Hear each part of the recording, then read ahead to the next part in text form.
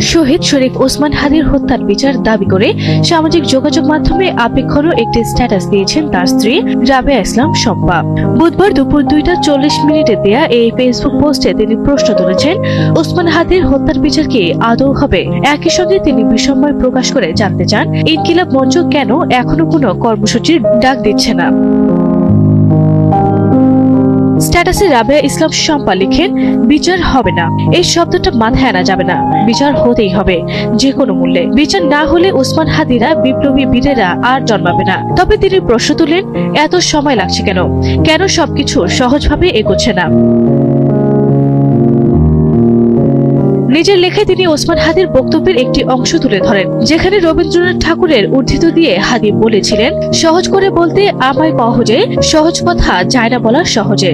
শম্পা লেখেন, যুক্তি বা ব্যাখ্যায় না গিয়ে শুধু এটুকুই মনে করিয়ে দিতে চান, সবকিছু সহজে না হওয়ার কারণ সবাই জানে। তিনি আরো লেখেন, ওসমান হাদি বলে গিয়েছিলেন, আমাদের লড়াই অনেক দীর্ঘ, মুমিনের জীবন মানেই লড়াই, সংগ্রাম, তাই সংগ্রাম চালিয়ে যেতে হবে। স্ট্যাটাসে ইনকিলাব মঞ্চ নিয়ে ওসমান হাদির নিজের বলা কিছু কথাও তুলে ধরেন তিনি।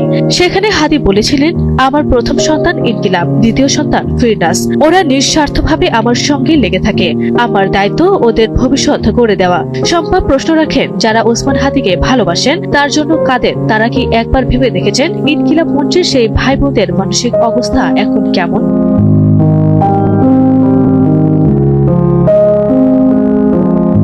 এদিকে ইনকিলাব মঞ্চের ঢাকা বিশ্ববিদ্যালয় শাখার মুখপাত্র ফাতিমা তাসনিম ঝুমা দাবি করেছেন, শহীদ ওসমান হাদির হত্যার পরিকল্পনাকারীরা তার জানাজার সামনের কাতারেই থাকতে পারে। বুধবার দিবাগত রাত 12টার দিকে নিজের ভেরিফাইড ফেসবুক পেজে দেয়া এক পোস্টে তিনি লিখেন, হয়তো আমরা বুঝি নাই, চিনিও নাই, হে খোদা, সব ষড়যন্ত্র উন্মোচিত করে দাও।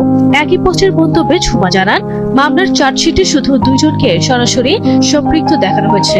হত্যার পিছনে পরিকল্পনাকারীদের খুঁজে বের করার বিষয়ে তিনি প্রশ্ন তুলেন। তিনি বলেন, এটি কি সম্ভব নয়, নাকি ইচ্ছাকৃতভাবেই করা হচ্ছে না?